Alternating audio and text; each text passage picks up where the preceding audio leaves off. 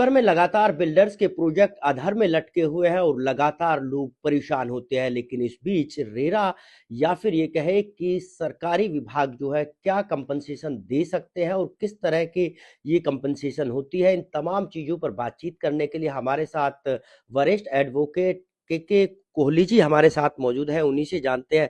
Sir, जब भी कोई प्रोजेक्ट डिले होता है तो कितने परेशानी जो है अलॉटीज को? सर, ये बड़े दुख की बात यह है कि बड़ी मुश्किल से एक आधा प्रोजेक्ट ही ऐसा होता है जो टाइमली डिलीवर होता है, वरना सारे के सारे प्रोजेक्ट हमेशा डिले होते हैं और सालों साल डिले होते हैं, जो कि अलॉटी के लिए सबसे बड़ा एक दुख का कारण है। अगर कोई प्रोजेक्ट डिले होता है तो क्या क्या कानूनी दाव पे जो है आम लोगों के पास रह जाते हैं, अलॉटीज के पास रह जाते हैं? कौन कौन सी अथॉरिटी में वो जा सकते हैं? रेरा में दो कोर्ट्स लगती हैं, एक ऑनरेबल अथॉरिटी की कोर्ट लगती है, एक एडजुडिकेटिंग ऑफिसर सर की कोर्ट लगती है। जो ऑनरेबल अथॉरिटी है वो डिले पोजीशन चार्ज डिसाइड करती है और रिफंड डिसाइड करती है। वो डिसाइड करती है कि जहां जहां डिले है, अगर अलॉटी प्रोजेक्ट में रहना चाहता है तो उसको डिले पोजीशन चार्ज दिया जाता है डिले के केस में, और अलग अलॉटी नहीं रहना चाहता और रिफंड चाहता है तो उसको रिफंड दिया जाता है। इन दोनों ही सिचुएशंस में अगर अलॉटी को कंपनसेशन चाहिए तो वो कंपनसेशन देने की पावर ऑनरेबल एओ साहब के पास है, जो कि सरकार अपॉइंट करती है अंडर सेक्शन 71। तो हमारे यहाँ भी एओ, रेरा गुरुग्राम में भी एओ साहब हैं appointed by the government under section 71। 72 में उनके पास पावर्स हैं टू डिसाइड करना कि कंपनसेशन किस किस बेसिस पे दी जाती है। बेसिकली कंपनसेशन दी जाती है for violation of section 12, section 14, section 18 और सेक्शन 19। अब अनफॉर्चुनेटली हमारे यहाँ अलॉटीज को ज्ञान नहीं है कि उनको कौन कौन से सेक्शंस की वायलेशंस का पैसा ले सकते हैं कंपनसेशन के रूप में। रिफंड जहां जहां पर अलॉटी मांगता है वहां पर सरकार, हरियाणा गवर्नमेंट ने, रेरा ने एक पॉलिसी बना रखी है कि वो रिफंड के ऊपर कंपनसेशन देते हैं। कंपनसेशन का अमाउंट जो डिले पोजीशन चार्ज का अमाउंट है उस पीरियड का हो सकता है MCLR प्लस 2%, जो आज की तारीख में करीब 11% चल रहा है। या मान लो मैंने प्रॉपर्टी खरीदी थी एक सन में और उस पीरियड से लेके आज तक उस प्रॉपर्टी क्या सिमिलरली सिचुएटेड प्रॉपर्टीज का क्या रेट चल रहा है, तो एओ साहब मुझे कंपनसेशन उस रूप में भी दे सकते हैं। सेक्शन 12 में क्विकली बता दूं, अगर बिल्डर ने आपको कोई फॉल्स स्टेटमेंट दे रखी है, कोई मिसरिप्रेजेंटेशन कर रखी है, कोई इनकरेक्ट डिस्क्लोजर दे रखा है और कोई डेविएशन कर रखी है, सो आपको 12 की वायलेशन में आप कंपनसेशन के लिए जा सकते हैं। सेक्शन 14 में जो मेन क्लॉजेस हैं वो ये हैं कि अगर मान लीजिए कोई ऑल्टरेशन या एडिशन किया है in the section plan, layout plan और specification without prior written consent of at least 2/3 of the allottees, आप बिल्कुल कंपनसेशन के लिए जा सकते हैं। Allottees entitled for compensation for unilateral change और ऑल्टरेशन या रिडक्शन इन अमेनिटीज या changes without statutory consent. Section 18 जो मैंने पहले बोला, उसमें आप दो चीजें अथॉरिटी से ले सकते हैं, या रिफंड या डिले पोजीशन चार्ज। रिफंड में एओ साहब आपको देते हैं। जहां पर डिले पोजीशन चार्ज है वहां पर एक डिस्कशन चल रहा है जिसके ऊपर मैं हाईलाइट करना चाहता हूं।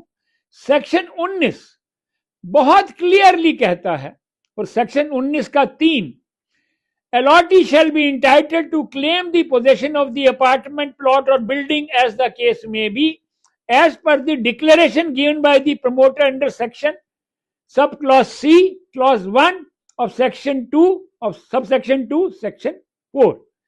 अब ये जो डिक्लेरेशन है ये कुछ नहीं है बट वो बिल्डर बायर एग्रीमेंट है। तो अगर बिल्डर बायर एग्रीमेंट में एक पीरियड दे रखा है और अगर बिल्डर उस पीरियड में आपको डिलीवरी नहीं देता तो आपका हक बनता है कंपनसेशन का, और ये कंपनसेशन एओ साहब को आपको देनी चाहिए।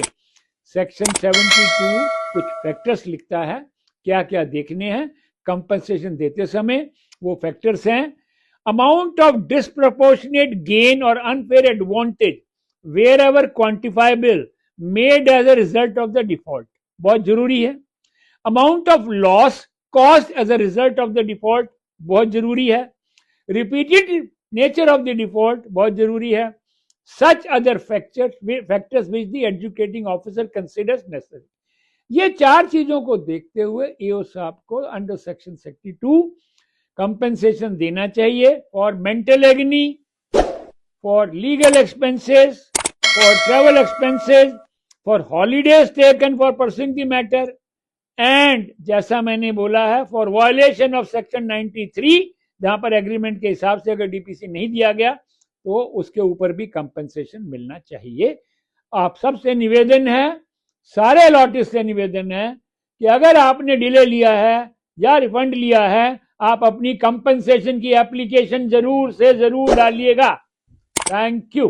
सर अगर हम बात करें कंपनसेशन की या फिर जो है डिले की, कितने दिन में ये ऑर्डर जारी करने होते हैं और कितने दिन में मिल पाते हैं, और क्यों ये जो आप कह रहे थे कि 60 दिन का वक्त होता है, क्यों 60 दिन में नहीं पूरे हो पाते? देखिए सेक्शन 19(2) बड़ा क्लियरली कहता है कि एओ साहब को एक एप्लीकेशन को 60 दिन में डिसाइड करना है, बट अनफॉर्चुनेटली 60 दिन में कभी डिसाइड नहीं होता। आप जैसे ही एप्लीकेशन की कॉपी भेजते हैं ऑपोजिट पार्टी को, बिल्डर के यहाँ, उनके यहाँ से पहली हेयरिंग में तो कोई आता ही नहीं है, आएगा तो कोई कहानी दे देगा, जी मुझे अभी ब्रीफ मिला है, मुझे कल ही कागज मिले हैं, 1 तारीख और लेके चले जाएंगे। अगली तारीख में फिर कोई ड्रामा हो जाता है कि सीनियर काउंसिल नहीं है, वो कहीं और बिजी हैं, हमें थोड़ा टाइम दे दीजिए, हम इसका जवाब दे देंगे, हम पे पेनल्टी लगा दीजिए, वो 2-3 महीने और लटक जाती हैं।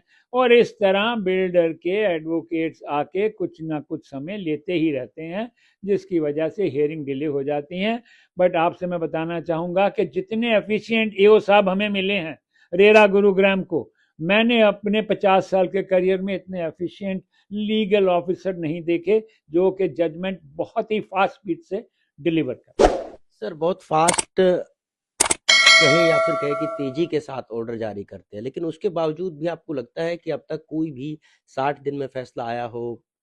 देखो फैसले 60 दिन में तो नहीं आए, लेकिन फिर भी वो जल्दी एओ साहब करते हैं, इसमें कोई दो राय नहीं है। लेकिन सबसे बड़ी दिक्कत यह है कि मान लीजिए मुझे एक ऑर्डर मिल गया रिफंड का, रिफंड के बेस के ऊपर मुझे कंपनसेशन भी मिल गई, उसका अथॉरिटी ने रिकवरी सर्टिफिकेट भी तैयार कर दिया कि भाई आपका 1.5 करोड़ बनता है या 2 करोड़ बनता है, हम रिकवरी सर्टिफिकेट दे रहे हैं और डिविजनल कमिश्नर को हम भेज रहे हैं और उनसे बोल रहे हैं कि पैसा आपको रिकवर करवा के दें, पुलिस की मदद से दें या जैसे मर्जी करें या बिल्डर के असेट्स को ऑक्शन करें। बट अनफॉर्चुनेटली डीसीजी के यहाँ ना तो इतना इंफ्रास्ट्रक्चर है, ना उनके पास इतना टाइम है कि वो इतने सारे रिकवरी सर्टिफिकेट्स को एग्जीक्यूट करा के दें। तो सारे अलॉटेड रिकवरी सर्टिफिकेट लेके अपने हाथ में लेके घूमते रहते हैं, उन बेचारों को उसका पैसा नहीं मिलता। इसके ऊपर सरकार को अर्जेंटली इमीडिएटली एक्शन लेना पड़ेगा। वैसे तो रेरा के पास भी पावर्स हैं, रेरा भी अपना एक इंफ्रास्ट्रक्चर क्रिएट कर सकता है और ऑपोजिट पार्टी या बिल्डर के असेट्स को ऑक्शन कर सकता है, बट अनफॉर्चुनेटली रेरा के पास भी इंफ्रास्ट्रक्चर नहीं है और वो भी नहीं कर। Thank you sir. तो ये थे हमारे साथ एडवोकेट कुलदीप कोहली जी, जिन्होंने बताया कि किस तरह से 60 दिन में रेरा को तमाम केसों को निपटाना होता है, लेकिन अनफॉर्चुनेटली कहीं ना कहीं इन तमाम चीज़ों पर कार्रवाई नहीं हो रही और अब ऐसे में ज़रूरत है रेरा को भी सख्ती के साथ कानूनों की पालना करने की।